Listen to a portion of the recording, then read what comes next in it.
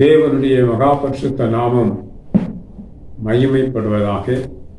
இந்த அருமையான சந்தர்ப்பத்தை தேவன் நமக்கு கொடுத்தபடினால் தேவனின் நன்றியுள்ள இதயத்தோடு நான் அடியேன் சோத்தரிக்கிறேன். சங்கீதத்தில் 55:13 வசனத்தை நாம் படிக்க கேட்கலாம்.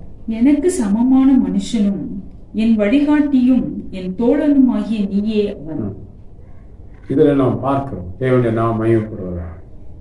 எனக்கு சமமான மனிதனும் என் வழிகாட்டியும் என் தோழனும் நீ என்று சொல்லியிருக்கிறார். இதுல என்ன நாம் எடுத்துக்கொள்கிறோம்? எல்லாவற்றையும் பார்க்க வேண்டாம். எனக்கு வழிகாட்டி என்று சொல்கிறார்.